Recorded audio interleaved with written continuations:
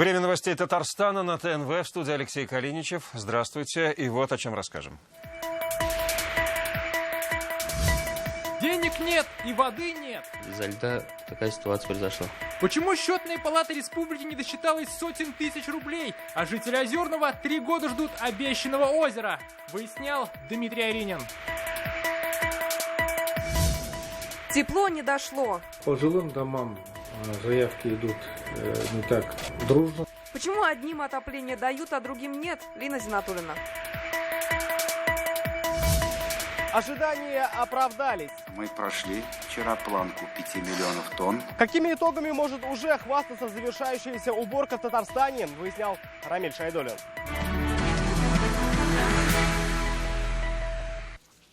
Субсидии, гранты и долги. Сегодня в Москве с участием регионов обсуждали финансовую политику страны. Татарстан представлял Рустам Минниханов. Субъектам предлагают заключить соглашение на 3 года с возможностью реструктуризации части долгов. Как сделать так, чтобы финансы не пели романсы, расскажет наш собственный корреспондент в Москве Дина Газалиева.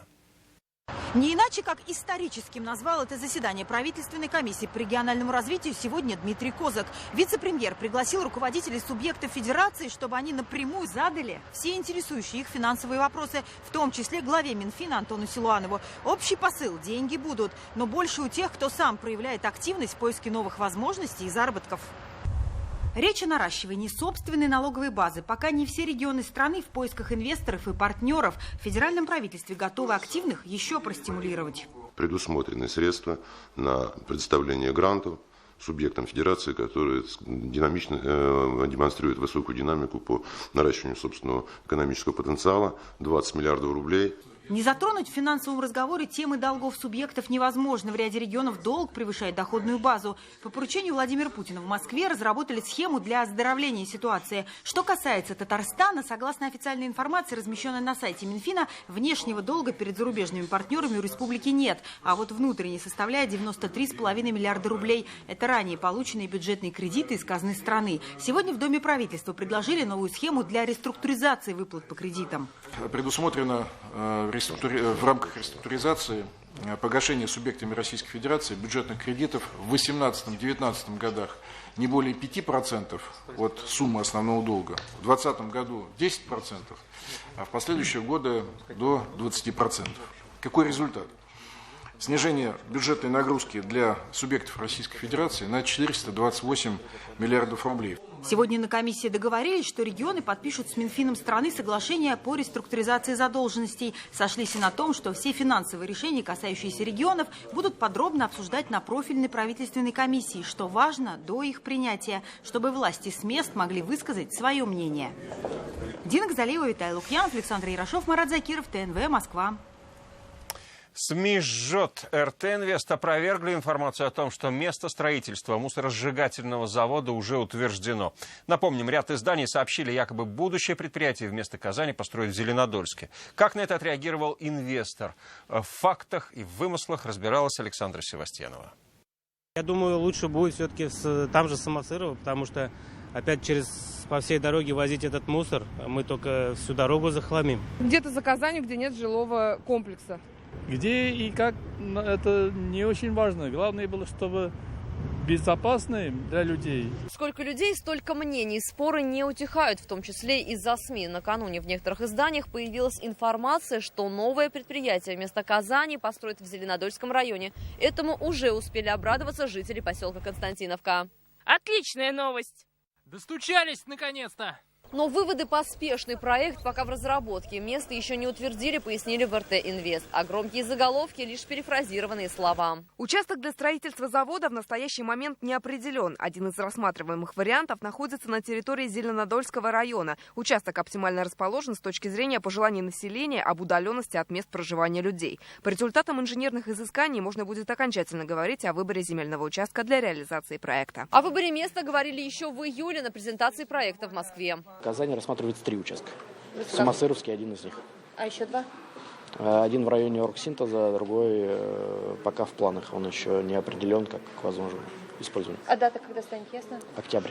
При этом за мусоросжигательными заводами будущее. Такие предприятия строятся только в самых прогрессивных странах мира. Причем иногда они появляются прямо в центре города. Это позволит решить проблему исключения из хозяйственного оборота значительных площадей ценных земель вблизи Казани, кратно снизить негативное воздействие на окружающую среду, достичь нулевого уровня захоронения ТКО, как это уже сделано в таких странах, как Швейцария, Германия, Голландия, Япония. Не только забота об экологии, но и экономический эффект. Многие отходы будут перерабатывать в энергию. Под строительство мусоросжигательного завода в Татарстане предварительно определили 3 места. Одно запасное, территорию пока не разглашают. Другое вблизи Казань-Оргсинтеза. А третье рядом с Самосыровской свалкой. Но тут автоматически возникает проблема. Перспектива такого соседства не радует жителей близлежащих населенных пунктов. А чтобы все было прозрачно, место расположения завода вынесут на публичные слушания. Александр Севастьянов, Данил Филатов, ТНВ, Казань. Трудности подсчета. После очистки водоема в поселке Озерный Высокогорского района счетная палата Татарстана выявила нарушений почти на 800 тысяч рублей. Что удивительно, у районных властей ни к подрядной организации, ни к главе поселка, который принимал работы, претензий нет. Как нет и после очистки воды в озере. Дмитрий Аренин о том, куда все утекло. Полноводный водоем в поселке Озерный сейчас остался лишь на картах интернет-поисковиков. Сейчас мы как будто посередине озера. Хоп. А под ногами земля. От озера осталось лишь несколько лужиц, а все остальное поросло травой и кустарниками. Корни этой истории уходят в 2014 год, когда здесь решили очистить дно. Районные власти выделили более 1 миллиона рублей. По контракту выполнять работу взялось многоотраслевое предприятие МП. Глава Семиозерского сельского поселения Айдар Хаматов работы принял. Вот только вода в озере снова так и не появилась. В дело вмешались местные жители и активисты ОНФ. Это трагедия. Было огромное озеро, в котором мы с внуками рыбачили. Осенью приходили, смотрели, как утки тут плавают. Должны были очистить полностью камыш, убрать слой ила, то есть до песка, и заполнить озеро водой. Как видите, ни воды, ни очистки. Подрядчик кулаком себя в грудь бьет, потому что озеро было очищено. Что и за сколько сделали, активисты попросили проверить счетную палату республики. Там пришли к выводу, что в этой очистке не все чисто. Проверкой установлены нарушения. Завышение объема и стоимости работ на сумму 785 тысяч рублей. В озере отсутствует вода. Проведенные мероприятия не обеспечили восстановление озера. Еще до этих результатов в Озерном сменился глава поселения. Однако у районных властей ни к нему, ни к подрядчику претензий нет. Претензий нет, конечно. Подрядная организация тоже нет никаких претензий. Это вот такая ситуация, что погодные условия было, это зимой работали. Как говорят в исполкоме Высокогорского района, никакого завышения стоимости работ нет. Эти деньги рассчитывались из массы вывезенного ила со дна озера. И счетная палата кое-что не учла. Работа велась зимой. Это был лед. И когда лед растаял, объем ила стал меньше. Вот в связи из-за льда такая ситуация произошла. Почему же озеро вновь не наполнили водой, объясняют тем, что не могли найти источник. Одна скважина артезианская. Эта артезианская скважина пользовалась население. Если бы мы пустили это в озеро, то население осталось бы без воды. Сейчас же выход из ситуации нашли. После очистки будем арендовать у частника скважину и заполнять водой. А до этого та самая подрядная организация, которая ранее чистила озеро, обязуется заново его расчистить, уже за свой счет. Все работы приняты были сельсоветом, но раз такое дело, мы сейчас заново вычистим озеро. К работам обещают приступить уже на следующей неделе. Не дожидаясь этого, активисты ОНФ попросили прокуратуру республики разобраться, куда утекла вода и деньги. Дмитрий Арин, Александр Лобанов, ТНВ, Казань.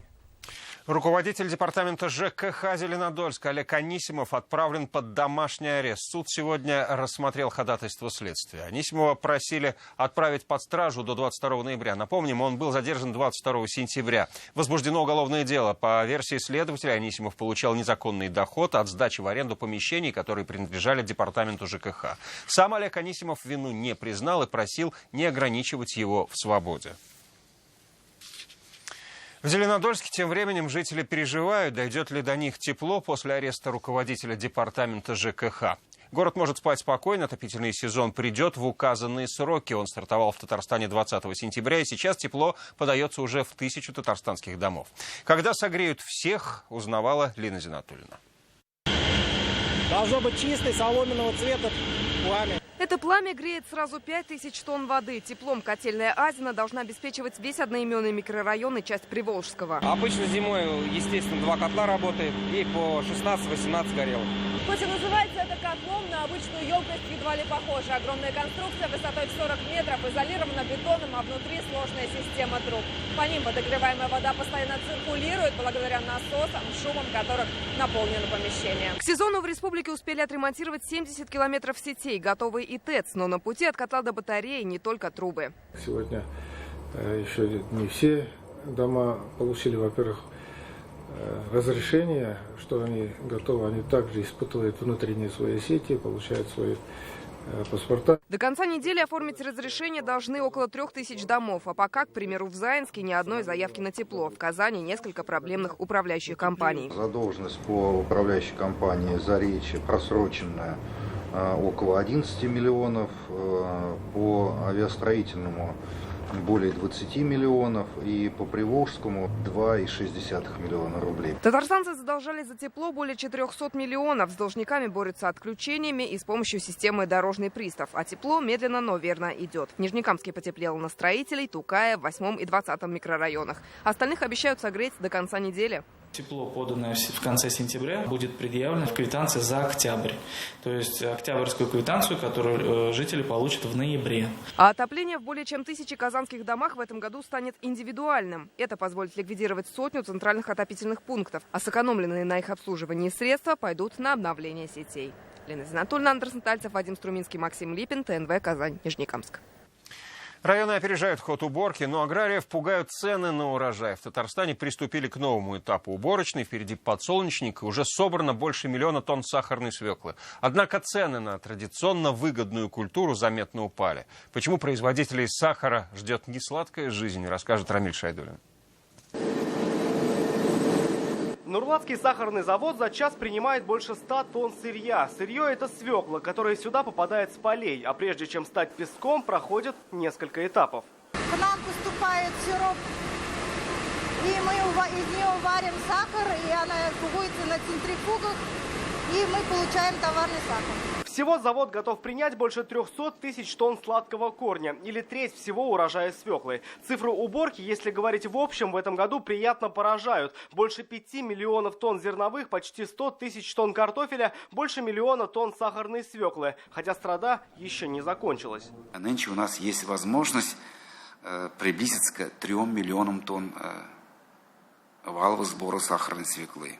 Год успешнее многих предыдущих, но оказалось, что это не предел. Если одни районы бьют рекорды, то вторые работают чуть ли не спустя рукава. Реакция министра предсказуема. Если Нурлатский, Заинский, Сармановский или Кукмарский районы получают по 50 центнеров с гектара, то, например, в Верхнем Услоне в 2 раза меньше. Причем на рекорд идут даже на севере республики, там, где свеклу растить сложнее. Минсельхоз планирует провести анализ, и станет ясно, почему ее так мало в Зеленодольске или Агрызе. Объективно трудности в хозяйствах тоже присутствуют. Недостаток оборотных средств. Невозможность работать банками по привлечению, скажем, сезонных кредитов. Недостаточная энерговооруженность. Нехватка кадров. Министр отметил, такого года не было уже с 2008-го. План во многом перевыполнен. Но часть урожая уже уходит в закрома. На запас работают и сахарные заводы. Причина – низкая стоимость готового сахара. За год она упала больше, чем на треть. Рамиль Шайдуллин, Александр Лобанов, ТНВ, Нурлатский район, Казань. Вы смотрите новости Татарстана. Вот о чем далее. Чемпион мира по шахматам Сергей Корякин в Казани. О том, что нужно для развития шахмат в республике, узнал Сергей Хайдаров.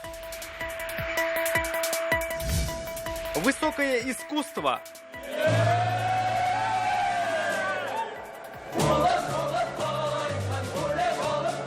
Откуда в Казанском аэропорту появилась театральная труппа, расскажет Рамиль Шайдуллин. Рустам Минниханов сегодня в Москве встретился с композитором Игорем Крутым. Они обсудили подготовку республики к предстоящему в 2019 году чемпионату мира WorldSkills International.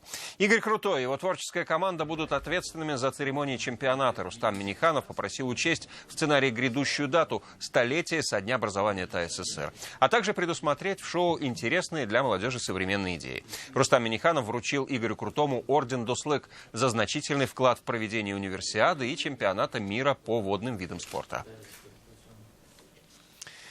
Главный не поиск, а воспитание кадров. В Казани стартовал международный молодежный форум «Нефтегазстройпрофсоюза России». На слете молодых кадров делятся практическим опытом и сотрудники компании «Транснефть Прикамье».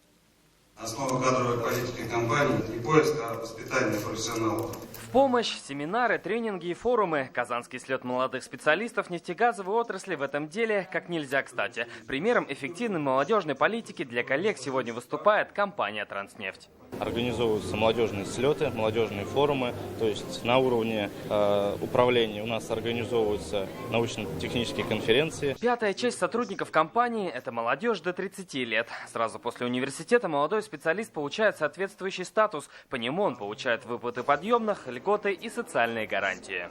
Основной задачей нашей кадровой политики, которая реализуется в компании, это не поиск, а воспитание собственных компетентных молодых людей. Девиз Казанского форума «Мечтай, создавай, действуй». Через нетворкинг его участники решают задачи усовершенствования молодежной политики нефтегазовой отрасли. 30% работников нефтегазовой сферы Татарстана в том числе это люди, которым не исполнилось еще 33 лет. И Транснефть для них – это показатель того, как вместо бесконечного поиска квалифицированных кадров компания готовит их сама. Это лучшее место, чтобы стать мамой, так считают клиенты клиники АВА Казань. Тому подтверждение 1400 малышей, появившихся здесь на свет. Высококвалифицированный персонал и современное оборудование дают возможность оказывать пациентам большой спектр качественных услуг. Рождение ребенка – самое важное событие в каждой семье. В родильном отделении клиники АВА Казань созданы все условия для того, чтобы этот момент стал добрым, радостным и счастливым. Наш роддом, конечно, он необычен. Он необычен тем, что он единственный в республике, который может предложить полный спектр услуг и подготовки к родам, и приема родов, и наблюдения малыша уже после рождения. Родильное отделение клиники включает в себя 3 родильных зала, операционные, оснащенных по последним требованиям российских и международных стандартов, в том числе реанимационный зал для оказания помощи мамам и новорожденным при осложненных родах. Меня здесь очень тепло приняли, оказали психологическую поддержку, медицинскую помощь потрясающую. И вот результат всего этого у меня сейчас на руках. Одной из важных составляющих комфортного пребывания в клинике – психологический аспект. Помимо партнерских родов, здесь предусмотрено совместное нахождение матери и ребенка в палате и возможность участия папы и членов семьи в уходе за новорожденным. Ну а лучший отзыв о пребывании здесь – искренние эмоции пациентов. С удовольствием еще раз приду. Мировая звезда шахмат в Казани. Сегодня татарстанские шахматисты встретились с чемпионом мира по быстрым шахматам Сергеем Корякиным. Гроссмейстер рассказал, почему программа «Шахматы в школе» важна для развития этого спорта. Все подробности в 21:30. В Казани усилят меры безопасности при показе фильма «Матильда». В адрес местных кинотеатров поступили угрозы от организации «Христианское государство Святая Русь». Напомним, аналогичные письма получают кинотеатры по всей стране. Скандал вокруг фильма «Матильда» возник в связи с протестом депутата Госдумы Натальи Поклонской. А что же думают по этому поводу в Казани обычные жители и эксперты, расскажет Альбина Солгараева. Благословите нас, Ваше Величество! Это история о любовной связи наследника российского трона Николая Романова с балериной Матильдой Кшесинской. Но в ленте о человеке, причисленном к лику святых, не может быть измены, решили православные активисты, а потому выступили против выхода в прокат фильма и пошли на кардинальные меры. Вот копии электронного письма с угрозой, которые получили российские кинотеатры, в том числе и казанские. Очевидно, если завтра выйдет фильм «Матильда», кинотеатры начнут гореть. Может, даже пострадают люди и действия эти от безвыходности. Это фильм о любви мужчины и женщины, а не конкретного исторического персонажа, считает сценарист и драматург Мансур Гилязов. Произведение искусства имеет право на жизнь и не обязано каждому нравиться. Это вообще очень прискорбно, Как можно лишать людей предмета искусства? Произведение художественное, это игровой фильм, это картина игровая, она не претендует на историческую достоверность. Там есть определенная фантазия, есть позиция автора. Это, мне кажется, безумно интересно. Скандал вокруг фильма «Матильда» хоть и не обошел казанские кинотеатры, в отличие от российских, они заявлением в МВД писать не стали. Известно, что ленту будут у нас показывать, правда, при усиленных мерах безопасности. А желающих попасть будет немало, считают некоторые эксперты. Сложный, выдуманный математически кем-то очень грамотно расставленный пиар. Черный, белый, неважно. Самое главное, что им заинтересовались все. Это тот случай, когда важные события в культурной жизни становятся значимым и в политической, отметил Марат Ивлеминов. По этому поводу у него есть своя точка зрения. Я на этот фильм не пойду. Если этот фильм вызывает какие-то радикальные чувства и призывает к радикализму, то, соответственно, это на самом деле повод для изучения этого фильма специальными органами. Шум вокруг фильма продолжается уже больше полугода. Каждый успел сформировать свое мнение. Я, наверное, на фильм не пойду. Мне кажется, режиссер имел полное право показать историю любви. Скорее всего, нет. Не пойдете? Нет, просто неинтересен. Если он не пошлый, если он интересный, почему бы и нет? В широкий прокат фильм «Матильда» выйдет ровно через месяц, 26 октября. Известно, что в некоторых казанских кинотеатрах уже начались предпродажи билетов, и они уже практически раскуплены. Альбина Слугараева, Ринат Сафин, ТНВ, Казань. С полетов в полет фантазии в преддверии нового сезона Камаловский театр переосмыслил спектакль «Голубая шаль». Его сыграли не в театре, а в аэропорту, чтобы с трапа самолета пассажиры окунулись в мир искусства. О первых эмоциях Рамиль Шайдуллин. Как из машины времени, Камаловский Булат вышел в 2017-м. Вместо конниц самолеты, вместо деревенских домиков сияющие баннеры, вместо зрителя пассажиры дальних рейсов. Ты заряжаешься другой энергетикой, ты вместе с народом, ты чувствуешь народ, и народ вместе с тобой. Так театр переосмыслил свою визитку «Голубую шаль», подарив ей новый формат флешмоба, когда частью спектакля становятся и сами зрители. Очень неожиданно, приятно и позитивный сразу настрой на полет. Как люди на это реагируют? Ну, это потрясающий флешмоб. Самому хочется пуститься в пляс. С музыкой и экспрессией рука об руку со зрителем камаловцам представать не впервой. Такие флешмобы они устраивали и раньше. В прошлом году это было первый раз. Мы с удовольствием играли в метро, в переходах. Только игра в аэропорту как боевое крещение. Первый раз полет нормальный. Он предваряет 112-й сезон Камаловского театра. Первый спектакль на театральной сцене 6 октября. Рамиль Шайдуллин, Мирзалюшев, ТНВ, Казань. Информация о спорте и о погоде завершат выпуск. Я же прощаюсь с вами до следующего. Он выйдет в 21:30. Всего вам доброго.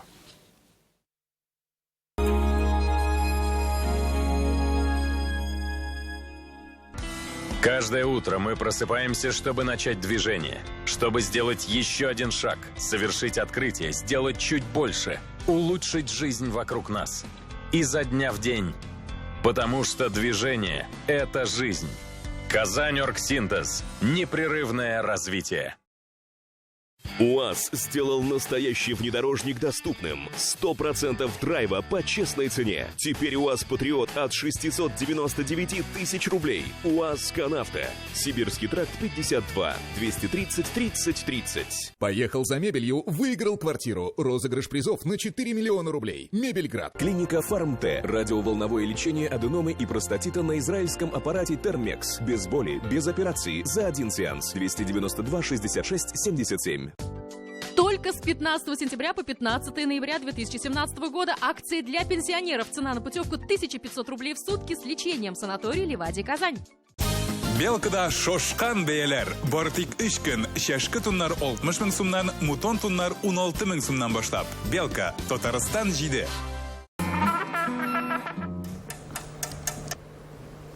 6 октября театр Галиаскара Камала открывает новый сезон. В этот день для вас на сцене легендарная «Голубая шаль». 112-й сезон «Встретим вместе». В поисках выгодного предложения ипотеки вы обходите много адресов. Заоблачное, высокое, среднее, рыночное. Но если вы ищете низкую ставку, запишите. Выгодная. Банк Аверс. Доступная ипотека здесь.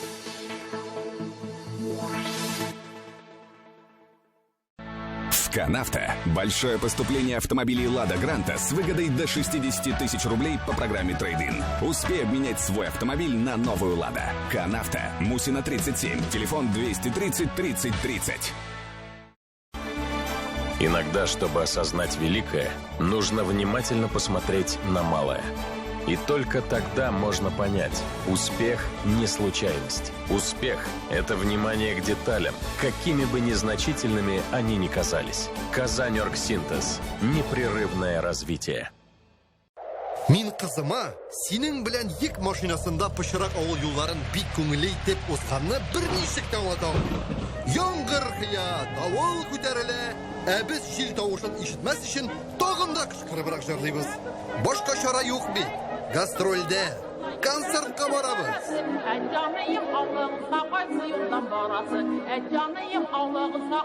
Әлфия Авзаловага багышланган хәтер кичәсе. Сагыну.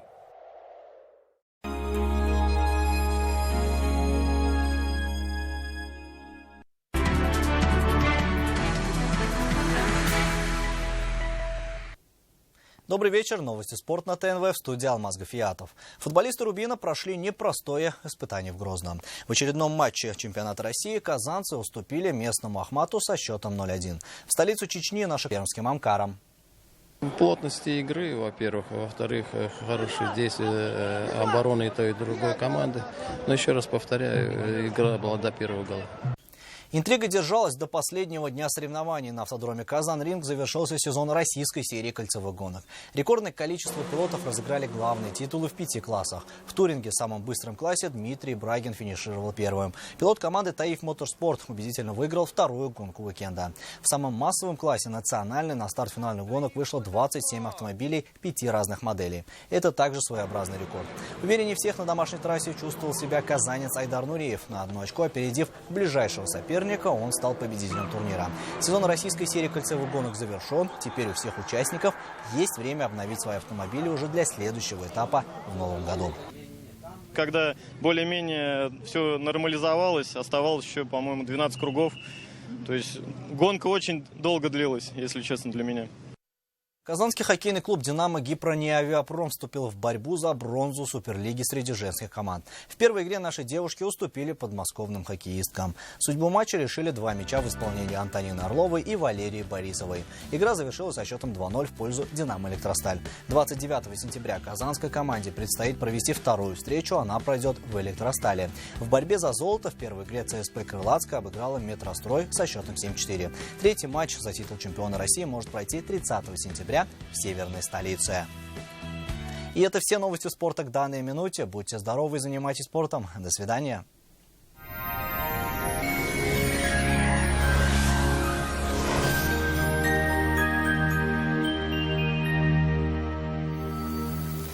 Здравствуйте! Вы смотрите прогноз погоды. Завтра в Татарстане вероятность осадков будет небольшой, выглянет солнце и температурный фон немного станет выше. Подробнее после полезной информации. Вы собрались заказать шкаф-купе, но не знаете где? Закажите в компании «Данил Мастер». Работает быстро и качественно. Сделайте заказ сейчас и получите бонус «Комод» в подарок. Доставка и установка бесплатные. «Данил Мастер», город Казань, Восстание 23, телефон 2 167 160. 6. О погоде. По данным сервиса Яндекс.Погода, завтра на юго-востоке в Бугульме, Бавлы, Азнакаево будет малооблачно и без осадков. Ночью всего +2. Днем воздух прогреется до 7 градусов. На северо-востоке, в Нижнекамске, Набережных Челнах, Елабуге также осадки не ожидаются. Ночные температуры около 3 градусов выше нуля. Днем +8.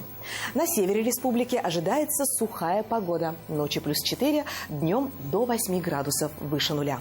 На северо-западе, в Арске, в Кукмаре, Балтасе облачная погода с прояснениями. Будет сухо. Ночью +2, днем около 9 градусов тепла. На юго-западе, в Болгаре, в Буинске, Дрожжаном малооблачная погода. Ночные температуры около 3 градусов тепла, днем +9. Для жителей центральных районов Татарстана 27 сентября будет малооблачным и сухим. Ночью +4, днем около 9 градусов тепла. В последующие дни существенных изменений в погоде не ожидается. Берегите себя, одевайтесь теплее. Хотите улучшить жилищные условия? Воспользуйтесь материнским капиталом. КПК «Семейная копилка» оказывает услуги в реализации материнского капитала на приобретение и строительство жилья. Подробности по телефонам: Казань 843 239 18 36, Набережные Челны 85 52 78 02 47. Кредит на потребительский кооператив «Семейная копилка». Время идет, доход растет. Ждем вас по адресу: город Казань, улица Чистопольская, дом 55. О погоде в столице. Завтра в Казани ожидается малооблачная погода без осадков. Температура воздуха в ночное время +3, +5. Днем воздух прогреется до 10 градусов. Ветер северо-восточный порывистый до 6 метров в секунду. Атмосферное давление выше нормы и завтра составит 772 миллиметра ртутного столба. Влажность воздуха 72%. Ожидается магнитная буря. Берегите свое здоровье.